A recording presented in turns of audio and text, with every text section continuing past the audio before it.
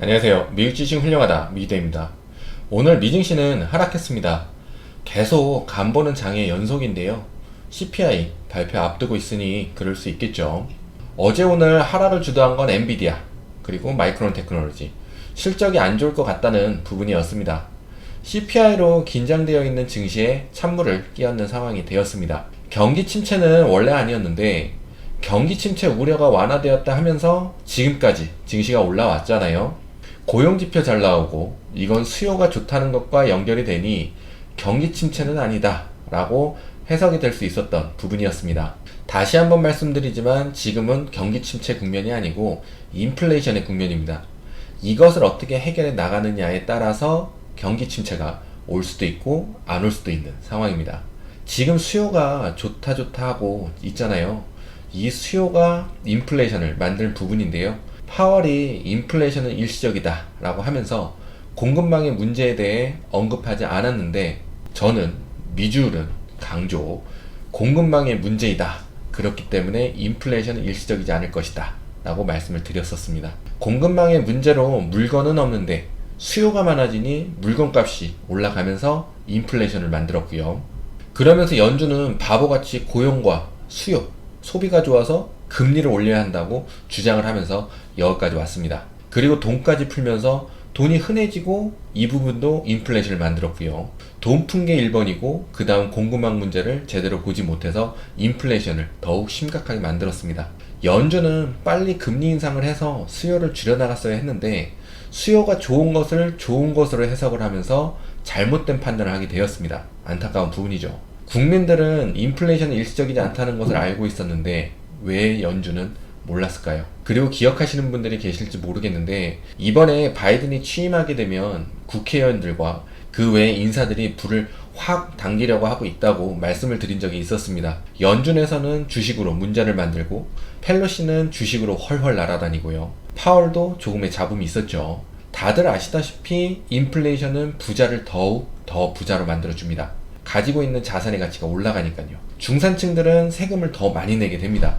미국은 먹는 것, 입는 것, 모든 것에 세금이 붙잖아요. 물건값이 올랐으니 세금도 오르게 되겠죠. 참 쉽지 않은 시간표에 서 있는 듯 합니다. 계속 잘못된 연준의 판단에 여기까지 왔는데 막상 이렇게 되니 일부러 인플레이션을 상승시켰나 하는 생각도 들게 됩니다. 앞에 말씀드린 부분도 있고 하지만 루머입니다. 하여튼 그 부분과 인플레이션은 부자를 더욱더 부자로 만들어준다는 부분, 연준의 계속 잘못된 판단, 모든 것들을 조합해보면 일부러 이런 게 아닌가 하는 생각을 들게 합니다. 간단합니다. 돈을 풀면 인플레이션은 발생합니다. 공급망 문제가 일어났는데 수요가 늘면 역시 인플레이션은 발생합니다. 연준은 이것을 몰랐을까요?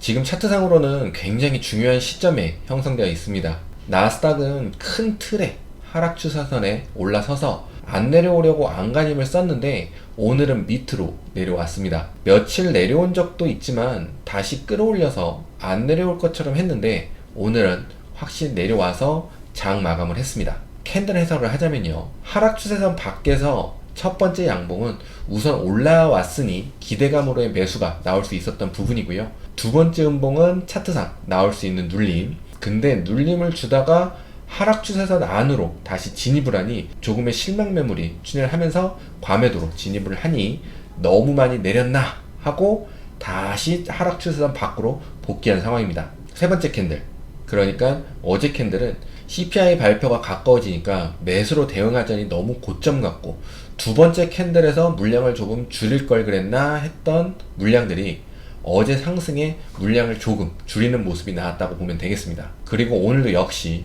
어제라도 물량을 좀 줄일 걸 그랬나 하는 물량들이 나오고 하락 추세선 안으로 복귀하면서 실망 매물까지 같이 쏟아진 하루였습니다. 차트상 딱 죽지 않을 만큼만 하락을 하고 반등을 주고 마감을 하였습니다. 차트상 12,963 자리가 마지노선이었는데요. 그러니까 이 밑으로 하락하면 추가 실망 매물이 나오고 상승 차트가 단기적으로 무너질 수 있는 자리였습니다. 다행히 지켜주긴 했는데 만약 CPI 발표로 하락을 한다면 단기적으로는 하락 추세로 변경될 수 있습니다. 하락 추세로 변경되었다고 막 하락하는 것이 아니고요. 증시에서는 또 모멘텀 하나 없나 어슬렁대면서 상승 명분을 찾아야 하기 때문에 상승 속도가 늦어질 수 있습니다. 오늘까지 증시에 찬물을 끼얹은 건 엔비디아로 볼 수 있긴 한데요. 오늘 하나 더 보탠 종목이 마이크론 테크놀로지였습니다. 하지만 하나 더 아셔야 하는 부분은 엔비디아와 마이크론 테크놀로지도 잘못했지만 많은 종목들의 주가들이 목 끝까지 찬 상태였다는 것입니다. 추가적 상승을 하려면 무언가가 있어야 한다. 그 무언가가 있어야 했거든요. 아마존도 추가 상승해서 140까지 상승을 했었고요. 구글은 120, 우선 제가 말씀드린 첫 번째 구간에 올라왔었고요. 그 외에 AMD도 100불 위에 올라서기도 했고, 많은 종목들이 더 올라가면 이상해질 수 있어서 딱 이상해지지 않을 만큼 다 올라온 상황입니다. 그러니까 추가적 상승이 나오려면 모멘텀이 필요한 상황인 거죠. 저는 주가의 흐름상 한 차례 다 올라왔다 라고 말을 합니다. 이렇게 목 끝까지 찬 상태에서는 매도세가 당연히 흘러나옵니다. 기존에 익절이 됐던 손절이 됐던 매도를 하려고 기다렸던 대기 물량들이 있어서 엔비디아가 아니더라도 하락은 했을 것입니다. CPI를 앞두기도 한 상태였고요. 요즘 뉴스를 보면 모멘텀이 없다라고는 다 느끼셨을 것입니다. 근데 마침 엔비디아가 나타나서 어차피 나올 수 있는 눌림 구간에서 기름을 부어버린 거죠. 그러면서 매도 대기 물량 플러스 실망 매물도 같이 출현하니 눌림을 넘어선 하락이 나오게 되었습니다. 과매도로 진입을 했고요. 반도체 쪽에서 하락이 꽤 있었습니다. 그건 고스란히 나스닥 하락에 일조를 하였습니다. 기존에 매도하려고 기다리고 있었던 물량을 알 수 있는 구간은 주가의 흐름상 매도세가 흘러나올 수 있는 매물대가 있습니다. 그 구간이 제가 말씀드리는 벽이라는 부분이나 목표 주가로 말씀드리는 구간이 되겠습니다. 만약 지금 상황에서 모멘텀 없이 상승한다면 묻지마 상승, 그냥 상승으로 방향성을 잡았다 라고 하고 어떠한 악재도 다 이겨내는 상승이 나올 수 있게 됩니다. 그럼 추가 상승의 모멘텀은 CPI에서 찾을 수 있겠죠. 만약 CPI가 높게 나오고, 높게 나온다는 건 물가 상승을 이야기해주는 부분이니 악재가 되겠죠. 그리고 금리 인상을 더 세게 할 것이라고 예상할 수 있기 때문에 역시 악재가 되고요. 근데 이런 안 좋은 상황에서 만약 이틀 전 고점을 넘으면 이거 묻지마 상승 나오겠는데? 라고 예상할 수 있고요.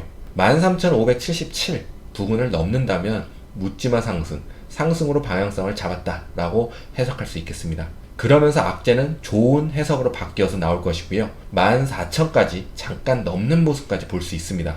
그러면 테슬라는 1000 가까이도 갈 수 있을 것으로 보이고요. 구글은 135까지 기대해 볼 수 있겠습니다.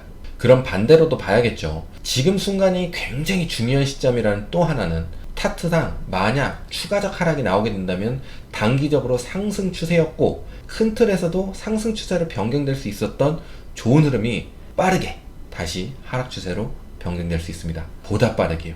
긴 장대 음봉도 나올 수 있습니다. 그리고 묻지마 상승이 나오려면 추가적 상승이라고 하겠습니다. 추가적 상승이 나오려면 빨리 치고 올라가야 하는데 방향성을 잡아야 하니까요. 하지만 방향성을 잡지 못하고 민기적 된다면 처음엔 눌림으로 시작을 하고 눌림에 실망 매물들이 출현을 하고 매수가 들어와도 증시에 자신감 있는 물량들이 아니니 물량이 적으면서 매도세를 이기지 못하고 결국 완전한 하락 추세로 변경될 수 있습니다. 어떻게 보면 중요한 구간이기도 하지만 무서운 구간이 될 수 있는 거죠. 잠깐 짚고 넘어갈까요? 제가 왜 은행주가 중요하다 했는지요.